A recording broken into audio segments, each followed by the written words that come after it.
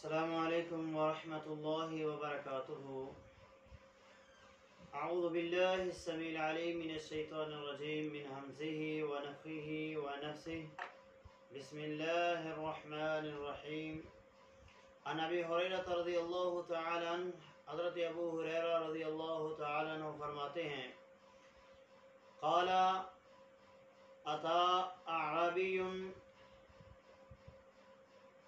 نبی صلی اللہ علیہ وسلم، ایک دیہاتی نبی علیہ السلام کے پاس آیا۔ فقال دلنی علی عمل اذا عملته دخلت الجنہ، مجھے کوئی ایسے عمل کی طرف رہنمائی کیجیے کہ اللہ کے رسول جب میں اس عمل کو کروں تو میں اللہ تعالیٰ کی جنتوں میں داخل ہو جاؤں۔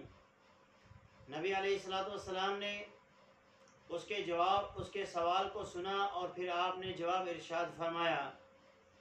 آپ نے کہا تعبد اللہ وحدہ، تعبد اللہ ولا تشرک بہ شیئا، اللہ وحدہ لا شریک کی عبادت کرنا اور اس کی عبادت میں کسی کو اس کا شریک مت کرنا۔ اللہ تعالیٰ کی عبادت اور اس کی عبادت کے اندر کسی کو اس کا شریک تو نے نہیں ٹھہرانا۔ وَتُقِيمَ الصَّلَاةَ الْمَكْتُوبَةَ، اور تو نے فرضی نماز کو ادا کرنا ہے۔ وَتُؤَدِّيَ الزَّكَاةَ الْمَفْرُوضَةَ، اور فرضی زکوٰۃ کو ادا کرنا ہے۔ وَتَصُومُ رمضان، اور رمضان مبارک کے تو نے روزے رکھنے۔ اس بندے نے جب نبی علیہ السلام کے جواب کو سنا تو اس نے آگے سے کہا وَالَّذِي نفسی بِيَدِهِ لا ازید علی ھذا شیئا ولا انقص، اے اللہ کے رسول، جو بات آپ نے مجھے کہی ہے نہ میں اس سے کچھ زیادہ کروں گا اور نہ ہی اس میں سے کچھ کم کروں گا۔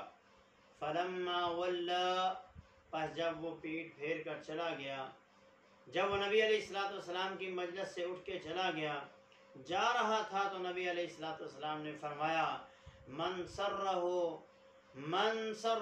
ان ينظر الى رجل من اہل الجنہ، تم میں سے جو بندہ یہ چاہتا ہے کہ وہ رب کی زمین پر چلتا پھرتا جنتی دیکھنا چاہتا ہے، وہ اس بندے کو دیکھ لے، یہ وہ بندہ ہے جو رب کی زمین پر چلتا پھرتا جنتی ہے۔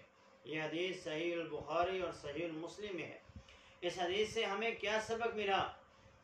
یہ ارکان اسلام ہے کہ بندے کے پاس توحید ہو اور وہ اللہ تعالیٰ کی توحید میں کسی قسم کا کوئی شرک کی ملاوٹ نہ کرے، نہ اس کی ذات میں، نہ اس کی صفات میں، نہ اس کی عبادات میں، ہر طرح سے خالص توحید، خالص عقیدہ لے کر آئے، اور نبی علیہ السلام کی نبوت اور رسالت بھی خالص اس کے پاس ہو، آپ کی نبوت اور رسالت پر اس کا یقین محکم ہو، آپ کی ختم نبوت پر اس کا یقین ہو۔ ایسا بندہ جو عقیدہ توحید اور عقیدہ رسالت کے ساتھ آئے گا اور اس کے پاس اس کے ساتھ ساتھ فرضی نمازیں ہوں، کوئی نفل نماز نہ ہو، فرضی نماز، فرضی زکوٰۃ اور فرضی رمضان مبارک کے روزے ہوں، یہ چار کام کرنے والا بندہ، یہ چار کام اگر بندہ کوئی پورے وثوق کے ساتھ، پورے اتحان کے ساتھ، پورے یقین کے ساتھ اگر کوئی بندہ کرتا ہے تو ایسا بندہ یقیناً اللہ تعالیٰ کی جنتوں کا حقدار ہے، وہ اللہ تعالیٰ کی جنتوں میں داخل ہوگا۔ اور ایسے بندے کے بارے میں نبی علیہ السلام نے جنتی ہونے کا سرٹیفکیٹ اسے دنیا میں ہی عنایت فرما دیا ہے۔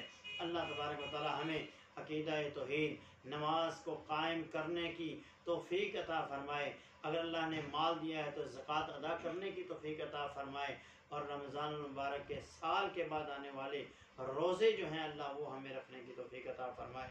اقول قولی ھذا استغفر اللہ لی ولکم ولسائر المسلمین۔